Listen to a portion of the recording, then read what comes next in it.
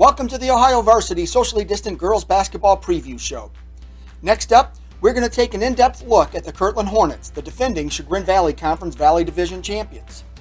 Kirtland closed out the 2019-2020 season with a 19-5 record overall and a 14-2 mark in league play. The Hornets returned 3 starters, actually 4 since 2 split time in the starting lineup last season, but have just 7 players on the varsity roster. The good news is most of those 7 were part of the girls' soccer team that just won the state championship. So getting the most out of those players won't be an issue for head coach Brittany Zele, who was named CVC Coach of the Year in her first year with the program. It's something that we talk about a lot, and kind of taking that mentality that they have with their fall sports, so soccer particularly, taking that hard work and that positive mindset, and everything that Coach Braddock has done and translating that over to basketball. And, this being my second year there, I'm trying to build on the notion of, smart basketball, high IQ, being able to run motion offenses, which takes a lot of work, but they have to have that mindset for it. So having the girls coming from a great coach in the fall, it only helps us in basketball season. They're well conditioned. So defensively, we're able to do what we want to do because we go full court. So anything that they do in soccer, it only amplifies what we can do in basketball.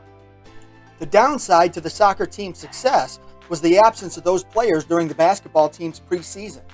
The Hornets completed their soccer season on Friday, which forced the basketball team to practice without them until this week. Well, that was a challenge for the Hornets. Zele also sees the upside in it as the younger players on the roster received more reps and attention. It's been pretty tough because all of our varsity players have been continuing with their soccer success, which we're extremely happy about. So the bulk has been all freshmen, and I believe we've only had Marissa, Haley, and Amelie for varsity. So we've only had 3 varsity players in practice so far. So there's a lot that the freshmen need to improve on, but they come into practice and they're working really hard. There's a lot they need to learn, but the drive is there. So I think because they want to learn and they want to get better, it's going to help having the older girls there coming from soccer as another way to guide them. So we have a lot of work to do, but we have the personnel to do it. While the Hornets lost their 2 top scorers to graduation, Kirtland likely won't skip a beat since most of its offense is created by an aggressive defense. The undersized Hornets put an extreme amount of pressure on the ball, which leads to turnovers and easy layups. Even under the hoop, where the Hornets won't match up well on size alone, players such as CVC Honorable Mention honorees Macy McIntosh and Haley Koso play an aggressive style that compensates for the mismatches they face. You're going to see the same thing. We'll probably be doing our full court man pressure with a run and jump here and there. Teaching the younger girls that has been a little difficult, but they're very athletic, and we've seen glimpses of what they are able to do with it so early on. So again, once we have those soccer girls in season with us, having their perspective on it is going to be really helpful. And then we always have our go-to 1-3-1, which we're extremely aggressive in. We're undersized this year. Last year we weren't very big either, but that didn't stop us. So, we'll be the shortest team probably in the area, and they don't play like it. Just like Macy, she's going to be playing post majority of the time, and you would never guess that she knew she was 5'5". She acts like she's 6 foot. So we're pretty excited to get the girls back and kind of hone in on that defensive mindset. Offensively, the Hornets are going to rely on individual effort to create scoring opportunities. Reilly Greenlee earned second-team All-Conference honors and will be relied upon to generate some of that offense. Greenlee averaged 7 points per game last season, and Lea LaVerde returns with just over 4 points per contest. Amelie Geddig, Marissa Carmesino, and Corrine Greenlee are moving up from the JV team, and each has the ability to contribute on the offensive end. The goal is to have balanced scoring, so when anyone comes in and is doing a scouting report, if they try and take one player away, go ahead. Well, we have 7 other girls that can score from anywhere on the court. So we're trying to focus on balanced scoring, a lot of potential. Haley Koso has been working really hard. We have Amelie Geddig. this year who was on JV last year. And then, of course, Reilly and Leah, they're able to score from anywhere. We're bringing up Corinne and Marissa from the JV team, and Marissa can get to the hoop so easily. Corinne has a point guard mentality. She can create a shot for any of her teammates or for herself. So it's going to be pretty well balanced. There's not going to be one person or two people that stand out, at least right now. We'll see what happens as the year continues. Reilly Greenlee is among Kirtland's most seasoned players, and she's hoping to ride the momentum created by the soccer team winning the state title. Does it ever get old to say that? She's hoping to carry that momentum into the winter season.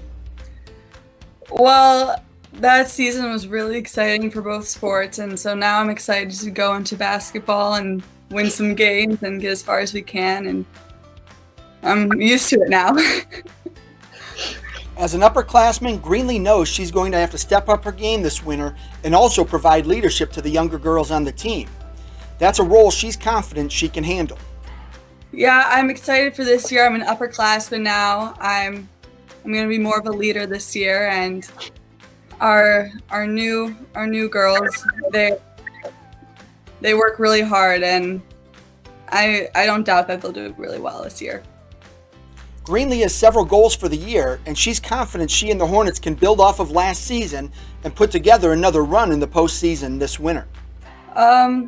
Individually, I want to be more vocal. I want to help my team out. I want to lead, and I think we can get really far. And I'm really excited for that. And just if we all do our part and work really hard, then who knows what we can do? We can get really far. As one of Kirtland's two seniors, Lea LaVerde is excited to tip off the new year.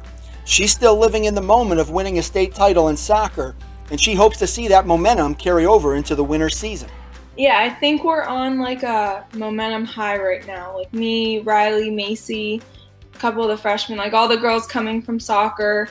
We're now like super excited to get into basketball because we have been working so hard already, and now we're ready to focus it on a different task. And I think our momentum coming into the girls that have already been working so hard at practice, I think will bring a new energy that'll help get this season started. LaVerde knows the Hornets enter the season with a big target on their backs, and to repeat as CVC champions, it's going to require everyone, especially the younger players, to step up and play consistently. I think the younger girls that were watching more last year are helping us get better. I think they're going to need to step up their game. They're going to need to keep working hard, which I know they already have been. But I think just our work rate and all the younger girls stepping up, that's going to be our key to being just as good, even better as we were last year. Embracing her role as a senior leader has come easily for LaVerde. She's already developed strong bonds with her basketball teammates who also play soccer, and the younger players have fit in nicely with the veterans on the squad. Kirtland's so small that everybody knows everybody, and I've already made friends with most of the younger girls on the team. So I think just being encouraging, bringing them up, making sure they're involved in everything that we're doing, I think that'll be pretty easy, and to get them encouraged and ready for this season. The soccer team's success limited the time for the Hornets to work together on the basketball court in the preseason. That success also forced the Hornets to push back the start of their season. And that season is going to start off with a bang as the Hornets travel to Perry on November 28th and then play Mayfield on the 30th. Perry is a back-to-back Division II district champion, and Mayfield is a strong Division I program. The Hornets are going to learn a lot about themselves in the early days of the season, that's for sure. Good luck to Coach Zele and all the Hornets as they set out to defend their league title.